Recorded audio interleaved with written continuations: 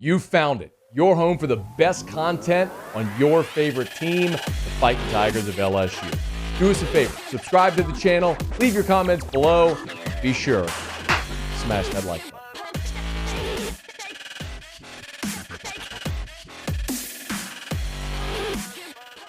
If there was a disappointing part of Super Bowl Sunday for people in this area, obviously, it is the fact that Joe Burrow came up just short. And many would have loved to have seen Joe Burrow become just the third quarterback ever to do something that we talked about a lot leading up to the game, which was win a national championship and a Super Bowl. Only Joe Namath and Joe Montana had previously done so, and Burrow was trying to join them. But in the end, 23-20, the Rams end up winning Super Bowl 56. The Bengals had a lead until inside of the final 2 minutes when the Rams were able to score on the passing touchdown from Stafford to Cooper Kupp. That brilliant 15-play drive that ate up nearly 5 minutes and was risky, and obviously the fourth down conversion. And credit the Rams. I mean, they made some tremendous plays late in that ball game. They talked about Matt Stafford making a no-look pass drive as well, which is incredible to see how it's all played out. But overwhelmingly, a great day, but disappointing end for Burrow and the Bengals after such a magical run. And Joe Burrow afterwards talked to the media, and he did talk about the season as a whole and how, despite the way it finished, there's still a lot there to be proud of. I watched the football life of Kurt Warner, last week when we had a little break, and I kind of thought about this in the locker room, and when they lost one, and later within the documentary he said that they let it sting too much, that they didn't celebrate what they accomplished. So, we're going to, obviously it stings, but, we had a great year. Didn't come out this last game the way we wanted to, but I think, we still have something to celebrate. That's great perspective. And Burrow was snippy at one point. Joe, how much does this sting? Yeah, it hurts. We put a lot of work into going out there and executing and performing well, and it didn't turn out the way we wanted, so, it's disappointing. Understandably disappointing. But even still, when the Bengals got the ball with 2 timeouts, and especially after the first down play to Jamar Chase for 17 yards on the left sideline, didn't you think they were going to do it? I at least think this was going to overtime. I mean, McPherson had been so good. And I love the shot, by the way, of McPherson, the Bengals kicker, sitting on the bench watching the halftime show. He didn't go into the locker. Kickers are not part of the team. They're just not. They matter tremendously. But if any other player had been sitting on the bench watching the halftime show instead of being in the locker room with the team, you'd have been completely excommunicated. But there was McPherson. I thought they were at least headed for a dramatic field goal to send it to overtime. But as it plays out, it didn't go that way. But look, Burrow, after the game, said as much that, they thought that's where they were headed.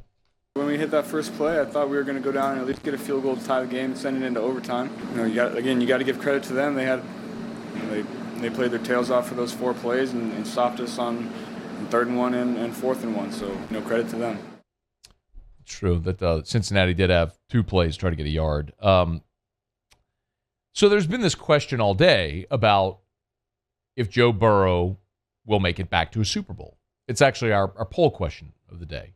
And understand we're a super biased audience here, where 80% of our respondents to the poll question have said, yeah, he's going to make it back. And I think that's the assumption most have. And I to be very clear, I would not bet against Joe Burrow. I would not bet against him. He's magnificent. And he has won at every level. And he has that thing, whatever that thing is, that we look at and we go, it makes you different. He's got that thing. And I wouldn't bet against that. There are disappointments. We've talked a lot about guys who got there early, never got back. But we can talk about all-time greats as well who had early disappointment and still rallied to have amazing careers. LeBron James is a great example of that. I understand it's a basketball comparison, but LeBron got to the finals with Cleveland and got swept. He got to the finals the first time in Miami, and they lost. And he's gone on now to have one of the greatest careers ever. And I think Burrow could, provided they keep him upright, could be in that same conversation by the time his career ends because he has that thing. Even Brady lost 3 Super Bowls. It happens. I'm not saying he's Brady, but what I am saying is that it's easy to say he'll be back. It's tougher to do. Everyone's brought up Dan Marino today. As a matter of fact, shortly after the game, Dan Marino was trending on Twitter. As a random aside, I feel very badly for Dan Marino in that respect. I mean, it's not his fault. I mean, he's one of the greatest quarterbacks ever to play the game. He just was on teams that couldn't get back. Not entirely his fault. Not that dissimilar from Matt Stafford. But, 1984, Dan Marino was in the second year in the league. He threw for 5,000 yards and 48 touchdowns. Lost the Super Bowl. They lost to Joe Montana and the Niners. And everyone assumed Marino would get back, and they never did. I can remember there was a moment when Dan Marino was doing TV for CBS, and he was sitting next to Boomer Esiason, and Boomer made a comment like, this is years ago, but he made a comment like that about one of the quarterbacks they were discussing. He said, is this going to be this generation's Dan Marino? With Dan Marino sitting right next to him, Marino stared a hole through Boomer Esiason. Look it up. It's there. You can find it. But Marino was just one example. Y'all, Drew Brees is another example. Brees got there, won it in 2009. We all assumed the Saints would get back there. They never did. So many times close. If it was the Minneapolis Miracle or the Nola no call or the Bounty Gate taking Peyton away from a year, the awful defenses. I mean, it's hard to get back. Many consider Aaron Rodgers the best quarterback in the game today. He just won back-to-back MVPs. He's been to one. Rodgers went the year after the Saints in 2010. They won it. They beat the Steelers. Hasn't been back, despite hosting the conference championship game the last 2 years. They haven't been back. It's hard to do. Really hard to do.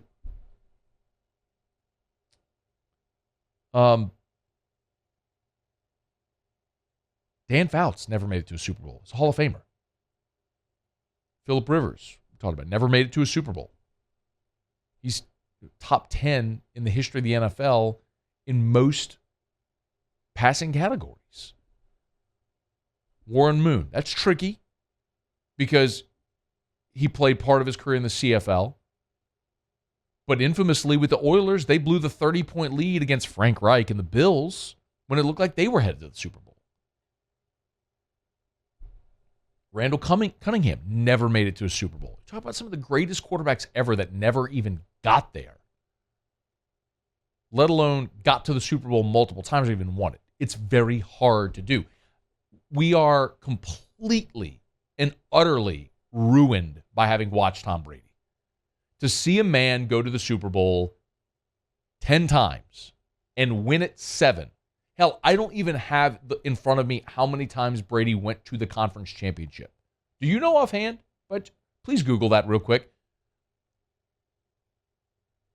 It's just, we have lived through literally the greatest ever to do it.